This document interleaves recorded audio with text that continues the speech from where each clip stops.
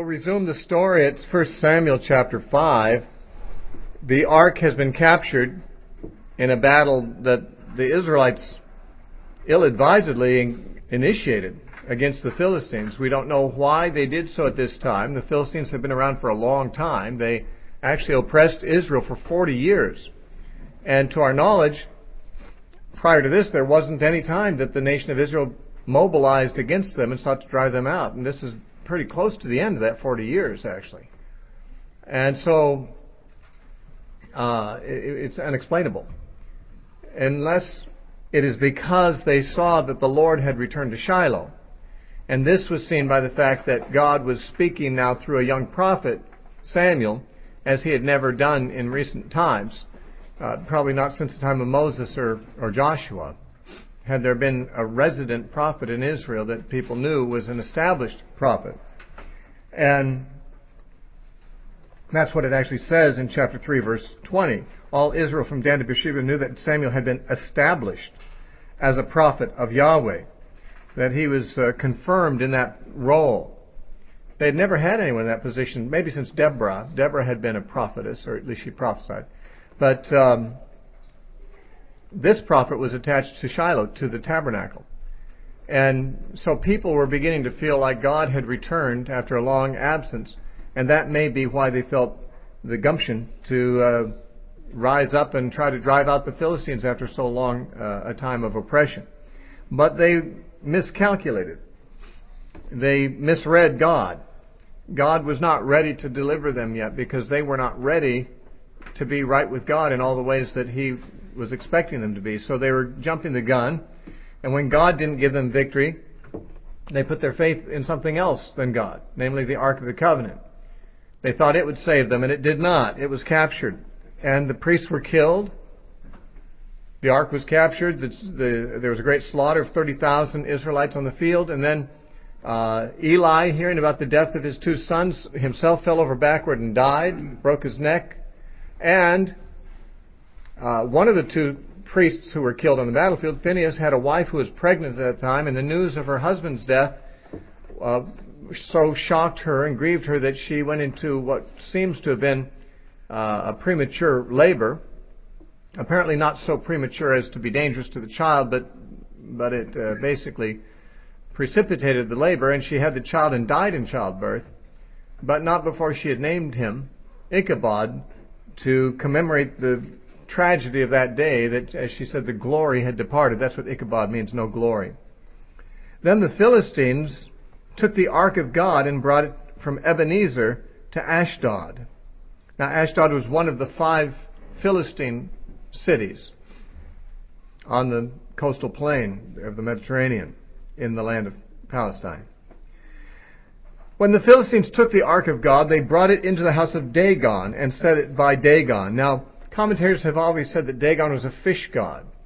And a lot of authorities say that the Dagon statue was in the shape of a fish, except that it had a head of a man, a bearded head of a man, and human hands.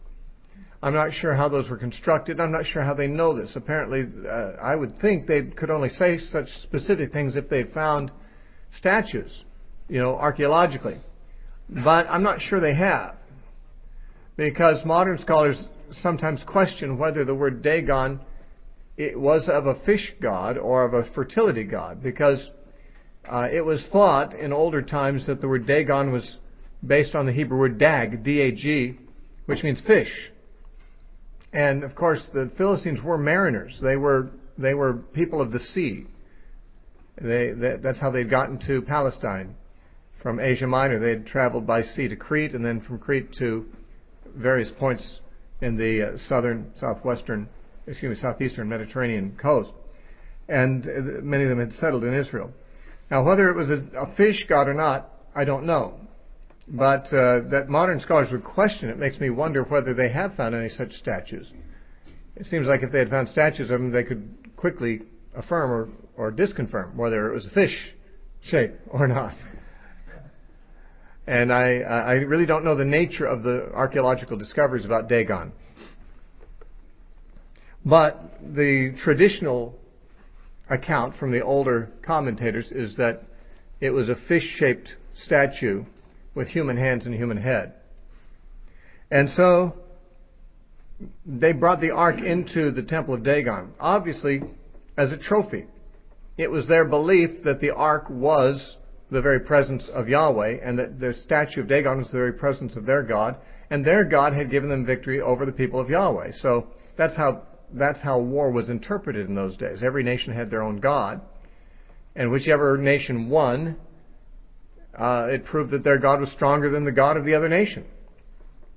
And so God actually subjected himself temporarily here to being misunderstood, and even giving the Philistines the impression that their God was greater than he was. And so they bring the ark as a trophy of Dagon's triumph into the temple and present it before Dagon. However, if God did allow them to think briefly that their God was stronger than he didn't allow them to continue in that delusion for very long.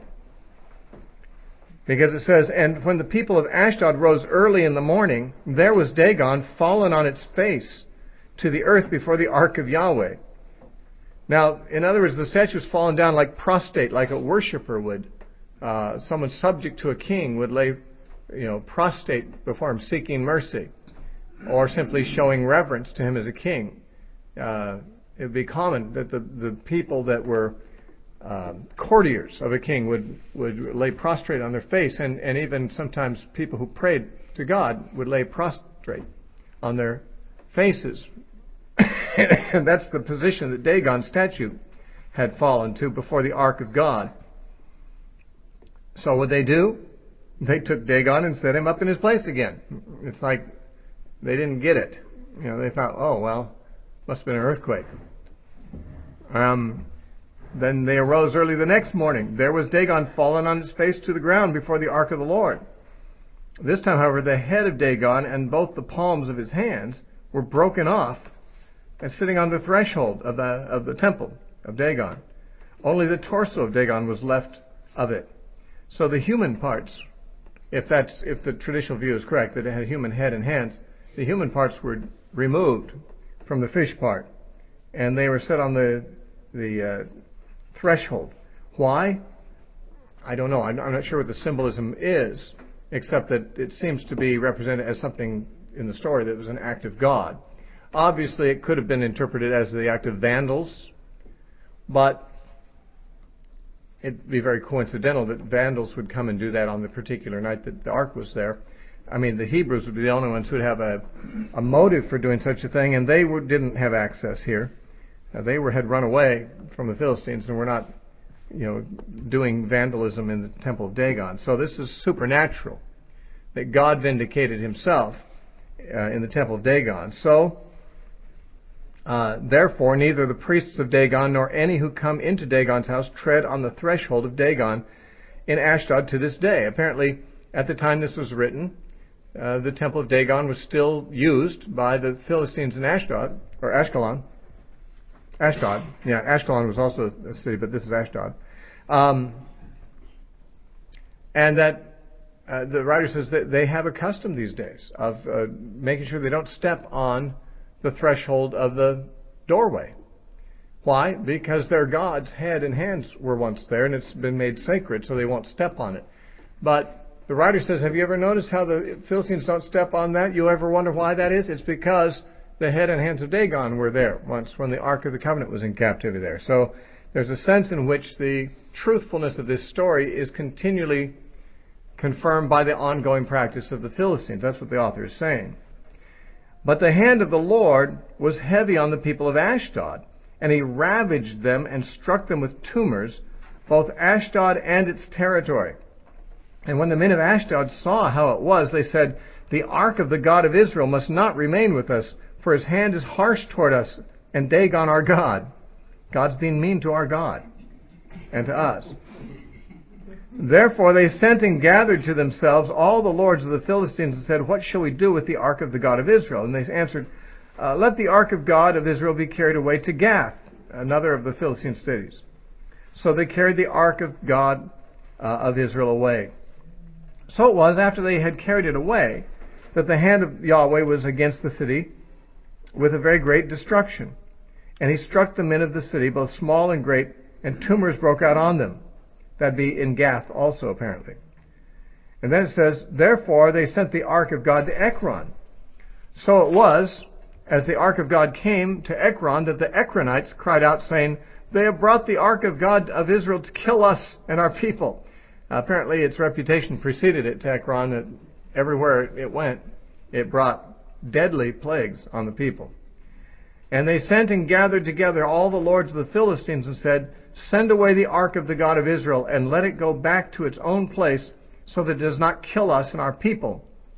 For there was a deadly destruction throughout all the city, and the hand of God was very heavy there. And the men who did not die were stricken with the tumors, and the cry of the city went up to heaven. Now, as it turns out, this may have been the bubonic plague that God brought upon them. Because although we haven't been told yet, it becomes clear in chapter 6 that there were rats or mice associated with their plagues. Apparently wherever the ark went, these mice became numerous, and the plague broke out. And of course the bubonic plague is carried by fleas, and on things like mice or squirrels or rats or something like that.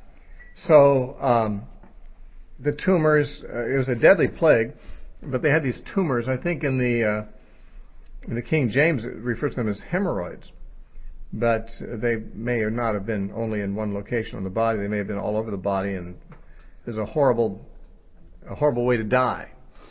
And it happened wherever the ark went. Now it says the ark of the Lord, chapter 6, was in the country of the Philistines 7 months. Well, they put up with it a long time. Under those conditions, I don't think I'd let it be that long. But apparently, it would be in Ashdod for a while before the plague was, spread, and before they associated it in their minds with the presence of the ark. And likewise, when it went to the other cities, when it went to Gath or Ekron, it took a while for the plague to spread out. So it was a total of 7 months in the land of the Philistines. And the Philistines called for the priests and the diviners, saying, what shall we do with the ark of Yahweh? Let us tell us how we should send it to its place. Now, the priests and the diviners would be, of course, magicians and, occultists.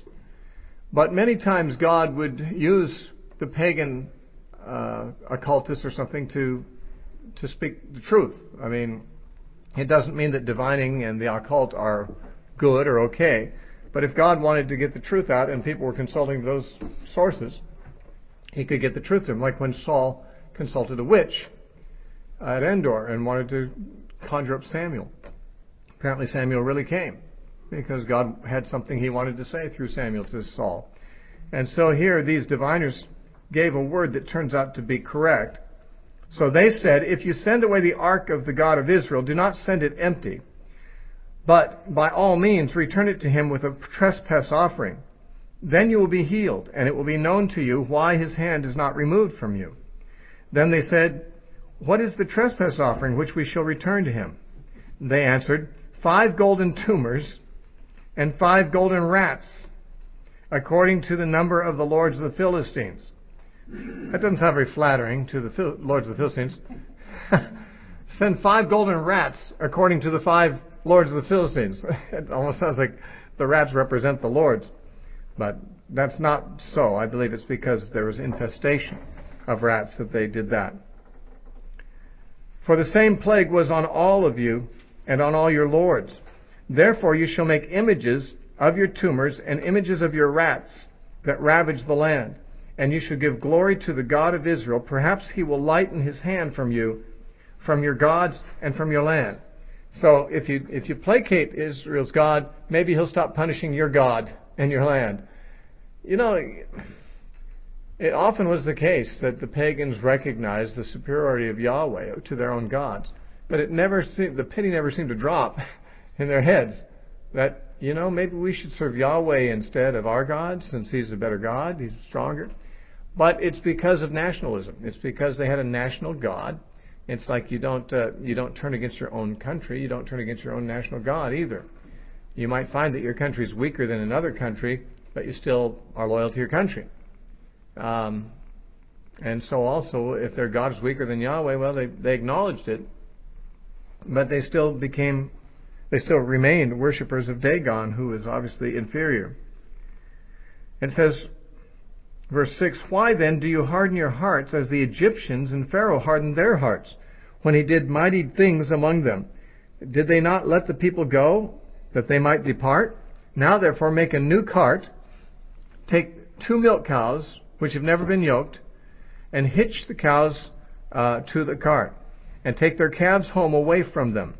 Then take the ark of the Lord, and set it on the cart, and put the articles of gold that you are returning to him in it, as a trespass offering in a chest by its side." Not in it, sorry, by its side. "And then send it away and let it go. And watch. If it goes up the road to its own territory, to Beth-Shemesh, then he has done us this great evil. But if not, then we shall know that it is not his hand that struck us. It was by chance that it happened to us." Now, they weren't 100% sure this was Yahweh's doing, but it was the best theory. But they thought, well, maybe it could be chance, and we'll find out easy enough. We'll put the ark on a cart. We'll make a new cart, so we'll honor it by not giving it an early model. We'll give it a new shiny model right out of the showroom. And we'll hitch it to 2 cows that have never been under the yoke. That is, they don't know how to pull a cart. They've never been trained to pull anything. These are cows. They're milk cows. They've never pulled anything. They've never been used that way. We'll put them under a yoke, see if they know what to do. Also, make it harder for them. Take their calves away from them and put them in the barn. Well, the cow is naturally going to want to go to where their calves are. They're going to hear their calves crying and want to go to them. But he says, if they don't go to their calves, if they pull the cart, something they never been taught to, if they go to Beth-Shemesh, where the Israelites are, then it'll be obvious, it's a sign to us that this was God's doing. If they do what cows would normally be expected to do, and they get all confused under the oak and try to get back to their calves, then we'll know that God's not been a part of this. It was just by chance. Now, obviously the idea that it was by chance doesn't seem very reasonable, but people who are holding out some last vestige of hope that God isn't real often will attribute to chance very divine powers, including, the creation of life from nothing, the evolution of humanity from lower beings. What's the likelihood? Not very great, but we got to go with it. Otherwise, we have to acknowledge Yahweh. If we're not going to acknowledge God, we got to give chance the credit for things, and that's kind of, they're leaving that out. They were leaving themselves an out that way. However, if it was Yahweh, they didn't want to be in any more trouble with him than they already were. So they wanted to get the ark out of their land. It wasn't really something that would benefit them to keep, except as a status symbol of having conquered Yahweh, and it was very clear that they had not conquered him, he had conquered them. And the Israelites had seen, the ark as sort of an object of power instead of Yahweh. And it did not show itself powerful to them. It did not deliver them from the Philistines. But once it was taken captive, God, because he was associated with the ark, that is, it was the symbol of his presence, and therefore his reputation was on the line, he did act through the ark to obviously humiliate Dagon and his worshippers, and to bring painful plagues on the people. So the ark of God, which seemed not to do any good for the Israelites, probably had ceased to intimidate the Philistines. When the Philistines first saw that the Israelites had brought the ark into the camp, they were terrified and said, "Oh, this has never happened to us, so we're in trouble now, fight hard."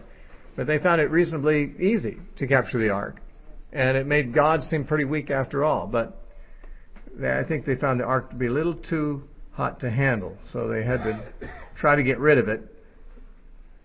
And so they put on a cart. Now, carrying the ark on a cart is not the right way to do things. The ark, it was commanded in Scripture, should be carried on the shoulders of priests through poles that were put through rings on its side, and 4 priests were supposed to carry the ark on their shoulders. But the Philistines were not, of course, apprised of the law. They carried things like most people did in carts, and so they put it on a cart, and God allowed it. God accommodated them. This was going to be a sign to them that this was really him, because the cart thing was going to work, and it's going to take the ark home. However, at a later date, when David wanted to move the ark to Jerusalem, he put it on a cart. And that proved to be a disaster because he didn't do what God said about transporting the ark, and a man died in that event. And later, when David successfully brought the ark, it was carried on the priest's shoulders. But it seems like the mistake David made the first time is following the Philistines' lead of putting the ark on a cart. Yeah, that worked well for the Philistines. Maybe we should do it that way. Well, God accommodated the Philistines to get the ark out of Philistia and into the hands of the Israelites again, but he didn't allow his people to do that because they had the word of the Lord. They should know better. Now, verse 10, then the men did so. They took 2 milk cows and hitched them to the cart and shut up their calves at home. And they set the ark of the Lord on the cart and the chest with the gold rats and images of their tumors. I wonder if the goldsmiths who made those had ever had an assignment like that. We'd like 5 tumors, please. Gold images of tumors. Wouldn't that just be like a lump of gold? So what's a tumor? Does it have distinctive characteristics? Rats. Now that would take an artisan more, but I could probably make an image of a tumor out of clay or something like that easy enough.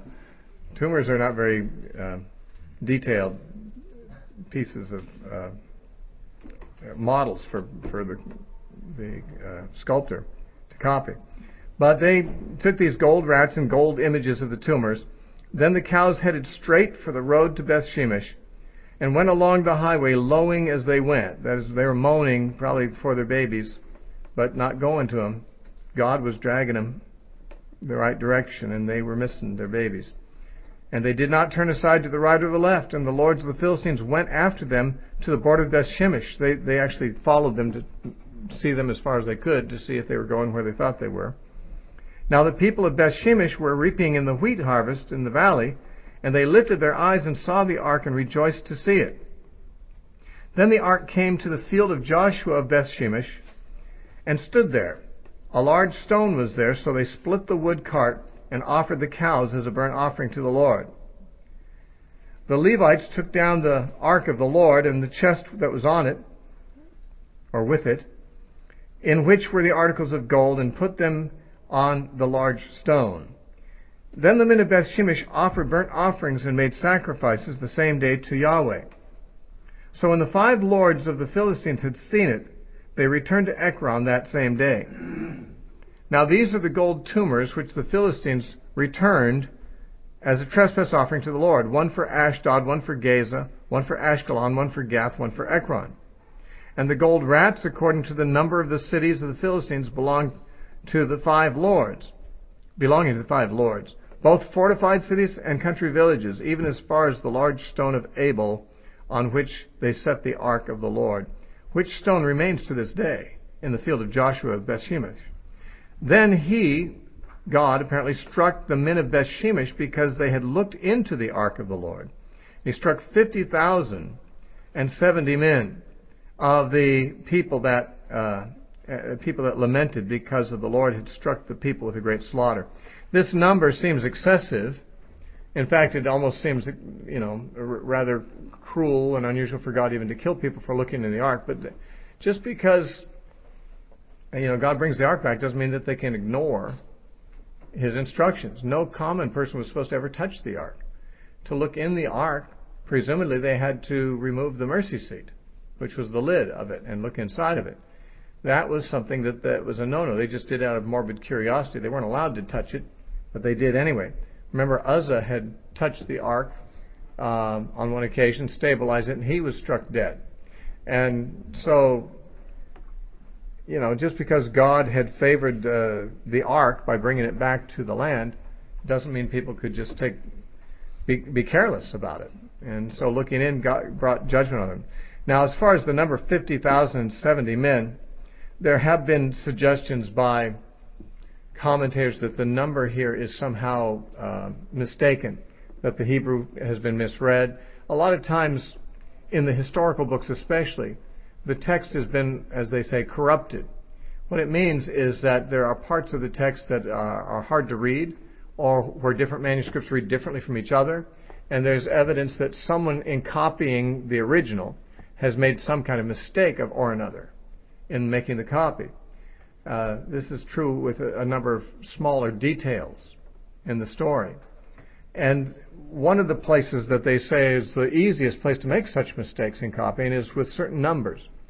Because in the Hebrew text, numbers and letters are used interchangeably. That is, when you want to give a numeric figure, you have to use characters of the alphabet for that. The same is true in Latin, as we know, when we see Roman numerals. Roman numerals are what? They're letters of the alphabet. L, X, V, C. But they also serve as numbers. So the Latins did the same thing as the Hebrews, and they used letters of their alphabet for numbers. Now the problem is that in many cases, certain numbers or certain letters of the Hebrew alphabet are very similar to each other. They look similar to each other, like our capital Q and capital O look very similar to each other. Or a capital C and a capital G might easily be written in such a way that they look very similar. And sometimes the letters of the alphabet are misread by a copyist, and they'll write down the wrong one. And then his copy becomes the standard from which other copies are made, and it perpetuates the mistake.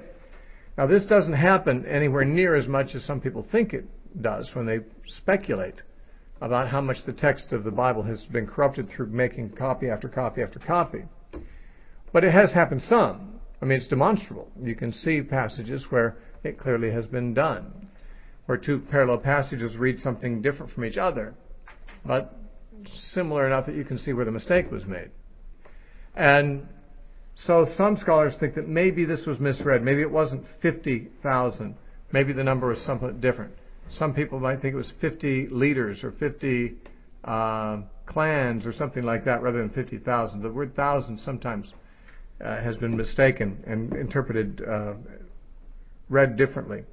So I don't know if it was 50,070 men, or if some of the commentators are correct that this could be a textual corruption, and the number would be a smaller number than that.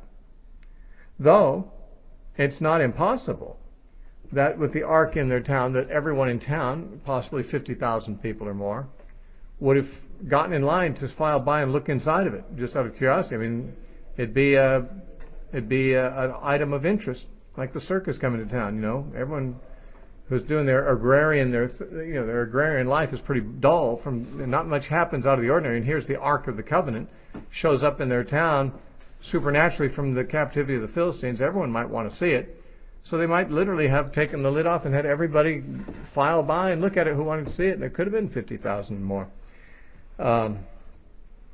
So if so, that would probably have seriously affected the population of the town.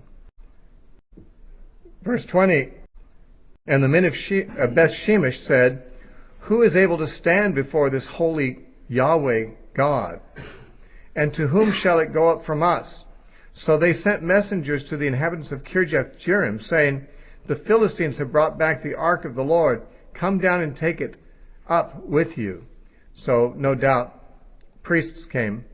And it says the men of Kirjath-jearim came and took the ark of the Lord and brought it into the house of Abinadab on the hill, and consecrated Eleazar his son to keep the ark of the Lord. Now, the ark of the Lord stayed there for 20 years. And it wasn't until David's time that it was moved. Well, it might have been moved during Saul's time, but it wasn't moved to Jerusalem until David's time. So it was that the ark remained in Kirjath-jearim a long time. It was there 20 years. And all the house of Israel lamented after Yahweh. That is, they seemed to finally repent. God had already begun to speak through a prophet, but that had not yet resulted in national repentance. And that was why they did not do well in battle against the Philistines. They obviously were not turning to the Lord. They were turning to religious relics to trust in, to give them power when God failed. And instead of repenting, but now they were repenting. Now they were mourning and lamenting after the Lord. And Samuel spoke to all the house of Israel, saying, if you return to Yahweh with all your hearts, then put away the foreign gods and the Ashtoreths from among you, and prepare your hearts for the Lord, and serve him only, and he will deliver you from the hand of the Philistines. So you see, they had other gods among them too. The ark was treated almost like another god. Yahweh He was associated with the ark in their minds. And they had idols of other gods too. They just Yahweh was their God of choice on this particular occasion. And that is why they failed. Now, this claim that people needed to put away the gods that were among them is found many times. Joshua said the same thing to the people of Israel. Jacob even said it to his household. When he was going to Bethel to offer to the Lord, he told his household to put away the foreign gods among them. It seemed like foreign gods kept creeping into, Israel's religious life like cockroaches into the kitchen. They just seemed to always have these foreign gods encroaching. And from time to time, they had to put them away again, clean house again, get the exterminator. And so, if you serve Yahweh only, then he will deliver you from the Philistines. Apparently the 40 years of oppression from the Philistines had been 40 years of religious compromise on their part, and they had not served Yahweh only during that time. So the children of Israel put away the Baals and the Ashtoreths and served Yahweh only. And Samuel said, "Gather all Israel to Mizpah, and I will pray to Yahweh for you." So they gathered together at Mizpah, drew water, and poured it out before Yahweh. And they fasted that day and said there, "We have sinned against Yahweh." And Samuel judged the children of Israel at Mizpah. Now, when the Philistines heard that the children of Israel had gathered together at Mizpah, the lords of the Philistines went up against Israel. And when the children of Israel heard of it, they were afraid of the Philistines. So the children of Israel said to Samuel, "Do not cease to cry out to the Lord on our God for us, that he may save us from the hand of the Philistines." So they had reconsecrated themselves to the Lord there at Mizpah, and apparently a huge assembly. And the Philistines, who were technically their overlords, didn't like the looks of such a huge assembly. It probably looked like a military mobilization to them. Hard to say what the Philistines thought of it, but they just didn't like the idea of the Israelites coming together in such large numbers. That's the kind of thing that could lead to a revolt. And so the Philistines in this time made the attack. And so the people decided to trust in Yahweh this time instead of the ark. And Samuel took a suckling lamb and offered it as a whole burnt offering to the Lord. Then Samuel cried out to Yahweh for Israel, and Yahweh answered him. Now as Samuel was offering up the burnt offering, the Philistines drew near to battle against Israel. But Yahweh thundered with a loud thunder upon the Philistines that day, and so confused them that they were overcome before Israel. And the men of Israel went out of Mizpah and pursued the Philistines and drove them back as far as below Beth-kar. Then Samuel took a stone and set it up between Mizpah and Shen and called its name Ebenezer, saying, "Thus far Yahweh has helped us." Ebenezer means the stone of help in Hebrew, so the word help is the key word here. Now, when it says the Lord thundered upon the Philistines and confused them and they ran away, it might make them sound a little wimpy to us. I mean, what's an army running away from a thunderstorm for? There might have been lightning bolts too. Thunder usually usually follows lightning, and so it may be that God is actually striking Philistines with lightning in an electrical storm, and the lightning killing members of their army, as well as the continual thunderings. They may have just seen it as a portent that God was against them. After all, they had lately seen what happened to them when the ark was in their captivity. And the Philistines obviously knew that Yahweh was superior to their God, and so when they see a sign like this of a storm coming against them and probably striking down some of them, maybe a lot of them, they just fled, and the Israelites pursued them and finished it up. So that God did deliver Israel for the first time from the Philistines through Samuel's leadership. And he set up a stone, not as a memorial to himself, but as a memorial to God who had helped them. And so the Philistines were subdued, and they did not come any more into the territory of Israel. And the hand of the Lord was against the Philistines in all the days of Samuel.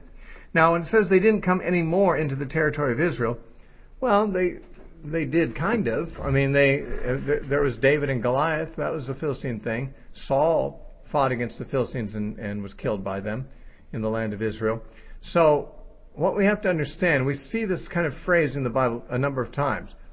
Not anymore. It doesn't mean never, ever. It means not anymore for a time period that's under consideration. Here it says in the days of Samuel. But even so, there were wars. There was a period of time that the Philistines didn't come anymore. But they came later on. Remember back when in the book of Judges the people called out to God and he said, I'm not going to deliver you anymore. But then he changed his mind because he felt sorry for them. So a lot of times the Bible uses the term not anymore, but it's not really absolute and universal and eternal. It's just speaking of not anymore for the time being is really what it means. And that's important because there are times in the prophets that God is saying he won't do something anymore. And people sometimes take it wrongly that this is like a permanent, eternal decree, and it's not any more than this is. It's just a manner of speaking. Okay, verse 14. Then the cities which the Philistines had taken from Israel were restored to Israel, from Ekron to Gath. And Israel recovered its territory from the hands of the Philistines. Also there was peace between Israel and the Amorites. So they didn't have wars going on in that direction. So Samuel judged Israel all the days of his life. He went from year to year on a circuit to Bethel, Gilgal, and Mizpah, and judged Israel in all those places. But he always returned to Ramah, for his home was there. There he judged Israel, and there he built an altar to the Lord. As I said in our introduction, that these towns that he made his circuit to, Bethel, Gilgal, Mizpah, and Ramah, 3 of those 4, we later find there are communities of prophets there that Samuel is overseeing. Apparently he planted in each of these locations a permanent spiritual group. He couldn't be there all the time. He had to make the itinerary and judge in those places, but these prophets were local there. Now we don't read of such a group in Mizpah. That's the only place of these 4 that it doesn't mention. But we do know that there were groups of prophets in other places besides this too, because we read in 2 Kings of such a group in Jericho, which isn't mentioned here. And so there were these companies of prophets, these communities of prophets who were gathering for fellowship. It's probable that these are the people that we'd consider to be the true remnant of Israel who were filled with the Spirit of God, or at least in touch with the Spirit of God. They may not have been filled with the Spirit as we speak of it in New Testament times, but they would receive gifting from the Holy Spirit. And they gathered together for apparently mutual ministry and encouragement. We don't know exactly what they did day by day as a group of prophets, but they provided some kind of ministry, no doubt. And Samuel built an altar to the Lord in Ramah. Now, why not Shiloh? It seems clear that now Shiloh was a thing of the past. The priesthood in Shiloh was dead, and the ark had been taken for a while. It was back now, but it wasn't taken to Shiloh. Why not? It had been taken out of Shiloh before the battle. Why didn't they just take it back to Shiloh? Why did they put it in this guy's house? Obviously, Shiloh wasn't there anymore. And therefore, at the same time that war occurred, it is generally believed that Shiloh was burned down and destroyed. That being so, though Samuel had been raised in Shiloh at the tabernacle, he wasn't living there now. He could live where he wished, and he went back to his parents' town. And he built an altar there, which apparently was okay. I mean, God, when there's no tabernacle, apparently God allows for innovation. God allows his prophet to do so, and probably revealed to Samuel that would be okay as an alternative. So that's what Samuel did. He had a home base, but he traveled a lot. And that might account for what we read about in the beginning of chapter 8. It came to pass when Samuel was old that he made his sons judges over Israel. The name of his firstborn was Joel, the name of his second Abijah, and they were judges in Beersheba. But his sons did not walk in his ways, They turned aside after dishonest gain, took bribes, and perverted justice. Then all the elders of Israel gathered together and came to Samuel at Ramah, and said to him, Look, you're old, and your sons do not walk in your ways. Now make us a king to judge us like all the nations. Now, Samuel appointed his sons to be judges. This does not appear to have been led by the Lord. So prophets aren't always getting all their decisions from God. I mean, God speaks to them when he has something to say. The rest of the time they have to act like anybody else, follow the law and act according to their best judgment. When God reveals something to them, it's always true and reliable, but he's not revealing things to them every day, necessarily. And he had to make many decisions, including family decisions, apparently, without prophetic insight. Certainly the appointment of his sons as judges couldn't have been God's guidance. They were corrupt. And yet, so were Eli's sons. But Eli and his house were punished because of the corruption of his sons. Samuel was not punished for the corruption of his sons. That is, God didn't bring any judgment on Samuel as he did upon Eli and his house. Why? They both had corrupt sons. There might be a couple of reasons, and I don't know that either of these are them, but I've given it a lot of thought over the years. And one is that, of course, Eli's sons were profaning the sanctuary. They were profaning the worship of God. Samuel's sons were doing something very bad. They were corrupting the government. They were not serving as priests, but as judges. And they were taking bribes and doing the things that corrupt governments do. They were corrupt government officials, where Eli's sons were corrupt priests. And judgment must begin at the house of God. God is more jealous over, the worship of himself than he is over the fortunes of a particular political system, though he is certainly against all corruption in government or anywhere else. Certainly corruption of the tabernacle, corruption of the religious system, of the worship of God is more heinous, more a sacrilege than mere corruption in other areas, more, we might say, more secular. And therefore the judgment on Eli may have been more severe because of that, because it was actually the worship of God that was profaned by his sons. Another thing may also be that Samuel, because of his ministry and traveling as much as he did, wasn't home all the time raising his sons. Eli was settled, raised his sons there at Shiloh. They were raised right under his eye, under his nose. He apparently had been a negligent father, despite the fact of having the opportunity to be otherwise. And therefore there was more responsibility. His sons became vile, and he didn't restrain them. Samuel's sons may have become vile. Samuel may not have been able to restrain him because he was over in Mizpah or Bethel, half the time. His home was in Ramah, but he made an itinerary, and therefore it's unlikely that his sons traveled with him when they were little. Probably not. So as a man who was forced by his ministry to be away from home a certain percentage of the time, he had less, I would say, probably ability to oversee all the stages of his children's growth and less consistently to discipline and train them, perhaps through circumstances beyond his own control, and that God didn't hold it against him. I don't know if either of those things are the answer, but it is notable that the book of Samuel mentions both Eli's sons and Samuel's sons as not being as good and honest as their fathers are.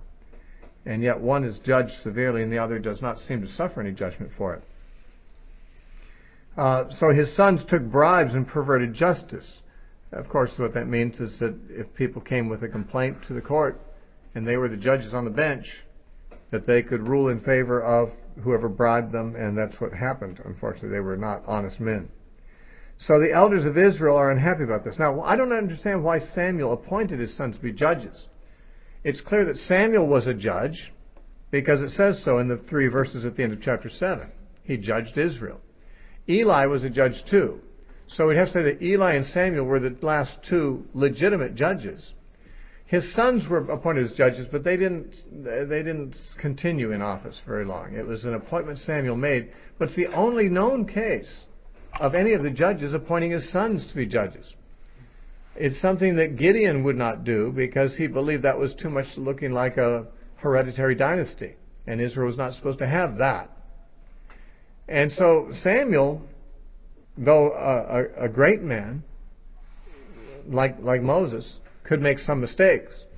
And I think it was probably a mistake of his to put his sons in to judge Israel. But it's probably because he was traveling as much as he was, and there was a large load, that he probably deputized them to judge under his authority. But apparently didn't watch them closely enough. And the people who were actually being judged by his sons were more aware of their corruption probably than he was.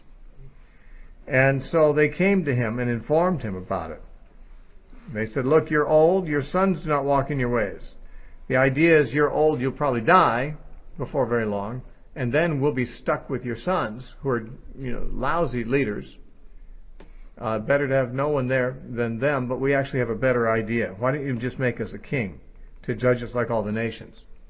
If we're already going the way of like hereditary leadership, and your sons are in the position to succeed you when you die, why not just go all the way and make it a king? That's what the other nations have. And apparently they felt a little embarrassed to be without a king. I mean, they had a king. Israel had a king. God. God was their king. They were the kingdom of God. That was what was understood up until this time. But you can't see God. And in these ancient societies, there's a lot of national pride put in the royal family and the palace and the pomp and the ceremony. I mean, look at England today. What does the royal family contribute? Well, someone told me the other day, well, they do some charities and things like that. Well, any rich person could do that. What do they do as royalty? What do they do for the nation as royalty? They're national symbols. That's what they are. They're national symbols. They're celebrities. And England seems to be proud of them. From time to time, there's discussion in Great Britain about the possibility of just like discontinuing the whole thing with the royal family. I mean, they suck an awful lot of money out of the economy, and they don't really do anything except encourage national pride. Now, we don't understand that because we were raised and born in a country that doesn't have kings. Never had a king in this country. Ever. There's never been a king on this continent that we know of. At least this part of the continent we live on, North America, in the United States. So we don't relate to that. But apparently in a land of kingdoms, people put a lot of pride in their royal family. And, the way the palace is, the way that the king is dressed and he parades himself and so forth. It just gives people a sense of pride in their country. Israel didn't have that. They didn't even have the tabernacle to be the palace of their God at this time. The tabernacle didn't exist. The ark was in the private home. There was an altar set up in Ramah. But there really wasn't any of the pomp and the ceremony that goes along with royalty. And they kind of thought, why can't we be like the other nations and have all that? All that to make us feel important and feel proud of our country. Well, obviously people wouldn't talk that way if they really appreciated God. I mean, I myself would much rather have God as my king than some visible monarch. But that's because God is important to me, because I know God. But when people don't know God, having this invisible being out there that you claim is your king, but no one around can see, and your enemies, your surrounding nations don't know he's there, or they may, but they can't see him. They just want some kind of visible symbol of authority like everyone else had. And what really could be wrong with that? It's a modest proposal, is it not? Let's just be like everybody else. Is that asking so much? Well, it is entirely wrong-headed because God never intended for Israel to be like everybody else. That's the point. That's the very point of their existence, that they would be a peculiar people, a special nation, separated from all the peoples, unto God, having Him as their king, as no other nation had the privilege of doing. They were basically casting off that privilege and renouncing God as their king. And that's exactly what God said they were doing when He spoke to Samuel about it. Now Samuel, he knew this was not the right way to go. And it says the thing displeased Samuel when they said, "Give us a king to judge us." So Samuel prayed to Yahweh. And Yahweh said to Samuel, "Heed the voice of the people in all that they say to you. For they have not rejected you, but they have rejected me, that I should not reign over them." Now God is reasonably calm about all this. He's not lashing out. He's not sending lightning bolts. But he does say, they've rejected me. That's what it is. In choosing a king, they've rejected God. Now, in the book of Judges, we read repeatedly, there was no king in Israel in those days, meaning no earthly king. Of course, there was God. Or maybe it's even suggesting God wasn't even their king in their thinking. They were not thinking of having a king. They did what was right in their own eyes. They weren't thinking of God or anyone else as a king. They just did their own things. But they did have a king. And that was God. And they had a lawgiver. And they had obligation to their king. But they didn't want any of that anymore. And God saw that that was a rejection of him, not of Samuel. He said, Samuel, don't take it personally. It's not you. It's me. God said, according to all the works which they have done since the day I brought them up out of Egypt, even to this day, with which they have forsaken me and served other gods, so they are doing to you also. Now therefore heed their voice. However, you shall solemnly forewarn them, and show them all the behavior of the king who will reign over them. So, if they insist on giving a king, give them what they want. But let them know what it's going to be like. It's not going to be an improvement in their lives. So Samuel told all the words of the Lord to the people who asked for a king. And he said, this will be the behavior of the king who will reign over you. He will take your sons and appoint them for his own chariots, and to be his horsemen. And some will run before his chariots. This is probably just the kind of stuff that people were hoping for. Oh, good, we're going to have this royal parades and everything. Our sons dressed up in fancy uniforms, running before the chariots. He will appoint captains over his thousands and captains over his 50s. See, there was no standing army in Israel during the time of the judges. There were just ad hoc mobilizations of whoever would respond to the trumpet blast. But he's going to set up a standing armies. There's going to be a military. Your sons are going to be drafted. And he'll set some to plow his ground and reap his harvest, and some to make his weapons of war and equipment for his chariots. He will take your daughters to be perfumers, cooks, and bakers. He will take the best of your fields, your vineyards, and your olive groves, and give them to his servants. That's sort of like what the government does. They take the wage earners' money and gives it to the state workers and government officials, the servants of the king. And this was something that was considered to be undesirable. We take it for granted that that happens. And it says, he will take 1/10 of your grain and your vintage, that is your grapes, and give it to his officers and servants. And he will take your men servants and your maid servants and your finest young men and your donkeys and put them to work, to his work. He will take 1/10 of your sheep, and you will be his servants. And you will cry out in that day because of your king whom you have chosen for yourselves. And Yahweh will not hear you in that day. So he says, man, he's going to tax you heavily. 10%. God says, if that doesn't put him off, nothing will. 10% taxation. Well, that is really obviously a very little taxation compared to what we have become accustomed to. Because our kings take a much larger percent to give to their servants. And they add more servants all the time, more government agencies, more federal employees, and they just have to soak it out of the public. And we, like Israel, they didn't mind the abuse, just give us a king. Apparently, we don't mind it either. And we have become, accustomed to far worse than that which God was describing to them as something that should be considered intolerable. I mean, they were already giving 10% to God, at least required to, in the tithe. But now the king is going to take a tithe also for himself, 20%, 10% for government work. Now, it's interesting that it would be considered that government work should cost 10% of the gross national product. Maintaining the armies, maintaining the capital, the government services should take 10%, is what is suggested here. So any government that can't operate on 10% of the national product is somehow wasting and providing more than the government's supposed to provide, apparently. Verse 19, though they heard it, they didn't listen. Nevertheless, the people refused to obey the voice of Samuel, and they said, no, but we will have a king over us. and we will also be like all the nations, and that our king may judge us and go out before us and fight our battles. And Samuel heard all the words of the people, and he repeated them in the hearing of the Lord. Like he reported back to God, here's what they said. So the Lord said to Samuel, heed their voice, make them a king. And Samuel said to the men of Israel, every man go to his city. So they were going to leave it in Samuel's hands to find and establish a king among them.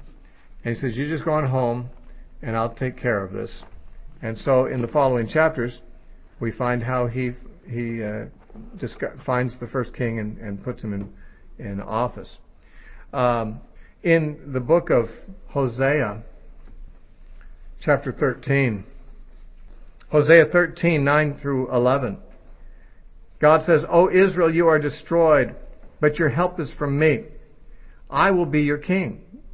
Where is any other, that he may save you in all your cities? And your judges, of whom you said, give me a king and princes. I gave you a king in my anger, and I took him away in my wrath. Now this is apparently a reference to Saul. God gave them Saul according to their request, but he did so angrily. God is not showing a lot of anger in his communication with Samuel. He's not, losing his temper. But he later says, I gave you the king you wanted, but I was angry about it.